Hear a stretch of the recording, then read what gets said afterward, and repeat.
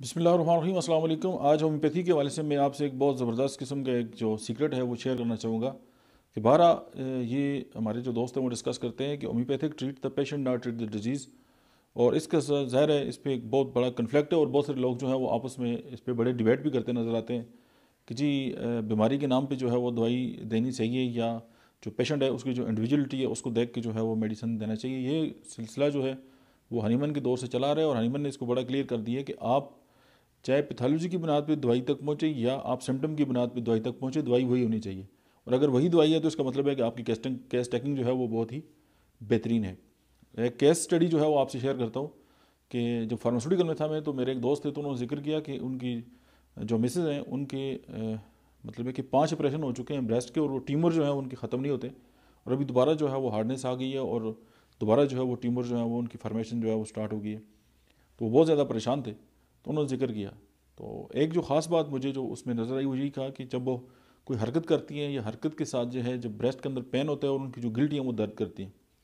At the moment मुझे मुझे इतना नॉलेज नहीं था, लेकिन मुझे इतना पता था कि ये जो हरकत के साथ जो दर्द होता है वो ब्रायोनिया के अंदर पाया जाता है। यानी कि जो होम्योपैथिक दवा ब्रायोनिया अल्बा है उसके अंदर ये मतलब है कि ख़ास बात है कि जब हरकत करते हैं तो कोई भी दर्द ज़्यादा हो जाता है। तो उसकी जो जो मोडेलिटीज़ थी यानी इलामात में कमी बेशी, उसकी बुनियाद बनाकर मैंने उसको ब्रायोनिया 200 में दी थी और ये असर के टाइम उनको मैंने दे दी। तो मैं चला गया एक टूर के लिए, तो वहाँ पे मोबाइल सिग्नल नहीं थे। तो जब दोबारा मैं सिग्नल के रीच में आया तो उनका एक बहुत ही खूबसूरत मैसेज था मेरे लिए कि वो 2 खुराकें लेने के बाद ही उनको लगा कि वो बहुत बेहतर हो चुकी हैं और उसके बाद आज तक मतलब है कि 10 से ज़्यादा साल गुजर चुके हैं, उनको दोबारा ब्रेस्ट ट्यूमर नहीं हुए। कहने का मतलब ये है कि होम्योपैथी में आप दवा के नाम पे जो है वो दवाइयों का एक सेट तो निकाल सकते हैं, लेकिन जो मरीज़ की इनफरादियत है जब तक आप उसको नहीं पहचान सकते या जब मरीज़ का जो है वो कॉन्स्टिट्यूशन को अंडरस्टैंड करके जब तक उसके मुताबिक दवा नहीं दी जा सकेगी, नहीं जी मतलब जब तक नहीं देंगे तो उस वक्त तक ये पॉसिबल नहीं है कि जो शिफा का जो एक मयार है जो डॉक्टर हनीमन ने जो तय किया है या जिसे हम शिफा कहते हैं कि बीमारी जो है उसका जड़ से ख़त्म हो जाए और बीमार जो है वो बिल्कुल ठीक हो जाए, वो उस वक्त तक मुमकिन नहीं है। इसी तरह एक और केस है कि एक न्यूली मैरिड एक खातून थी, बच्ची थी। तो उनके जो मतलब है कि ससुर थे, उन्होंने मुझसे जिक्र किया कि उनका जो राइट साइड है वो सारी जो है वो उसमें दर्द है और वो इस काबिल भी नहीं है कि वो इवन के रोटी पका सकें या कोई छोटा मोटा काम भी कर सकें और उनके जो जोड़ हैं वो बिल्कुल जो हैं वो मुड़ चुके हैं। तो मैंने उनको कहा कि आप आ जाएं। तो जब क्लिनिक में आ गए तो मिसेस के चैम्बर में उनको भेज दिया, उन्होंने उनकी इलामात वगैरह ली तो लाइकोपोडियम 200 लिख दी। मैंने इंटरकॉम से उनसे पूछा कि वाई लाइकोपोडियम, तो उनका इसके सिम्टम्स भी हैं और मोडेलिटीज़ भी इसकी सारी जो हैं वो मतलब शाम 4 बजे से लेके 8 बजे तक इसकी जो दर्द है वो भी ज़्यादा हो जाते हैं, राइट साइड भी है और कॉन्स्टिट्यूशन भी उसी तरह है। तो हमने लाइकोपोडियम जो है वो 200 में दे दी, साथ में बायोकेमिक की मेडिसिन जो थी वो साथ दे दी। तो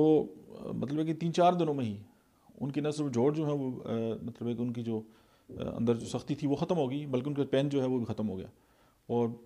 मतलब है कि उसके बाद दोबारा एक आध बार हमने दवाई दी, वो भी वैसे ताकि दोबारा जो है वो रिकरेंस ना हो जाए। तो कहने का मतलब ये है कि जैसे हमने कल एक वीडियो बनाई थी कि होम्योपैथी में जो इनफरादियत है उसकी जो क्या अहमियत है, तो आज हम जो बात करना चाहते हैं वो ये है कि होम्योपैथिक डॉक्टर जो है उस वक्त तक मेडिसिन लिखने के काबिल नहीं होते जब तक आप उसके साथ अपनी जो केस है वो डिटेल में जो है वो डिस्कस नहीं करते। क्योंकि बारह इस तरह होता है कि क्लिनिक में पेशेंट आता है और वो आके अपनी फ़ाइल रखते हैं और कहते हैं जी ये मेरा मसला है, ये रिपोर्ट्स आप देख लें और इसकी बुनियाद पे जो है वो आप दवा जो है वो लिखते हैं।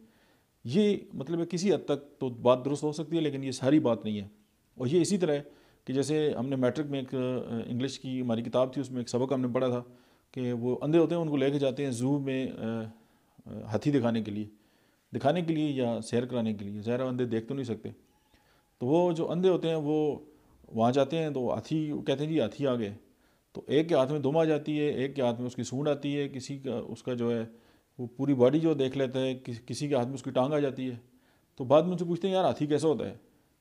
तो जिसके हाथ में सूंड आती है वो कहता है हाथी तो टेढ़ा होता है, जिसके हाथ में जो है दुम आती है वो कहता है वो तो रस्सी की तरह होता है, जिसके हाथ में उसकी टांगें आती हैं कहता है वो तो स्तून की तरह होता है, जिसके हाथ में उसका कान आता है कहते हैं जी वो तो जो है वो पंखे की तरह होता है। तो ये उसी तरह की बातें हैं कि आप अलग अलग अगर किसी चीज़ को भी अगर आप देखेंगे तो फिर इसी तरह जो है वो नज़र आएगा। और यही हाल जो है कि आप जब किसी भी बीमारी को जब एज अ होलिस्टिक जब तक आप उसको अंडरस्टैंड नहीं करेंगे, उस वक्त तो जो है होम्योपैथिक मेडिसिन के साथ उसका जो कमाहक्का हो या जो उसका हक अदा करना है केस टेकिंग का या मेडिसिन जो है वो प्रिस्क्राइब करने का, वो पूरा नहीं हो सकता। ये एक मैसेज था पेशेंट के लिए भी, डॉक्टर के लिए भी और स्टूडेंट के लिए भी, कि ये जो एक बात है, ये जो एक प्रिंसिपल्स, ज़ाहिर है होम्योपैथी बहुत सारे प्रिंसिपल्स जो हैं उन पे बहस करती है, तो इस बात को भी मद्देनज़र रखा जाए ड्यूरिंग केस टेकिंग, एक तो डॉक्टर के लिए और एक पेशेंट के लिए, कि अपनी जो सारी बातें हैं वो जो है मरीज़ को बताई जाए। समटाइम ये होता है कि मैं चैम्बर में बैठा हुआ था, एक जोड़ा था, उनकी औलाद नहीं हो रही थी, तो मैं उनकी केस टेकिंग शुरू करने लगा कि वो जो लड़की की सास थी वो दरम्यान में आके बैठ गई। तो मैंने उनसे पूछा जी कि आप क्यों आई हैं? तो उसने कहा जी इन दोनों के बारे में मैं ज़्यादा जानती हूँ, मैं आपको बताऊँगी। तो मैंने कहा जी इन दोनों के बारे में आप मुझे ना बताएं, क्योंकि मुझे लग रहा है कि बीमारी आप खुद ही हैं, क्योंकि आप इनको थोड़ा सा अकेला छोड़ देंगी तो ये मेरे ख्याल में अच्छी ज़िंदगी गुजारेंगे और इनकी औलाद भी हो जाएगी। तो बात तो चलें ये हकीकी वाक़ है, लेकिन सिंपल बात ये होती है कि सम टाइम जो है अगर आप किसी को अकेला छोड़ दें और वो जो है अपनी अगर बातें डॉक्टर के साथ प्रॉपरली कर सके, तो बेहतर यही होता है कि वो ना सिर्फ ये है कि डॉक्टर उसकी बीमारी को अंडरस्टैंड कर सके, और बल्कि उसका जो है वो सही इलाज भी कर सकेगा। अब ज़ाहिर है ये पॉसिबल नहीं है ना कि आप मतलब भाग दौड़ में जाएं और टाइम की परवाह भी ना करें, और अगर आगे कोई मरीज़ बैठा हुआ है तो आप शॉर्ट भी डाल दें कि नहीं जी मुझे आप पहले चेक करें या मुझे आप ज़्यादा टाइम दें। ये मुमकिन नहीं है। अपनी तमाम बातें अपने बारे में गौर करें, अपने पास राइट डाउन कर लें, डॉक्टर के साथ डिस्कस करें। और ये जो फेसबुक पे या यूट्यूब पे या इस तरह जो सोशल मीडिया है उस पर एक आध इलामत बता के जो है इलाज पूछना जो है, ये न सिर्फ अपने साथ जाती है बल्कि ये इल्म के साथ भी जो है वो जुल्म है। जब तक प्रॉपर केस टेकिंग नहीं होगी उस वक्त तक जो शिफा का हकीकी जो मकसद है वो पूरा नहीं होगा। Thank you very much.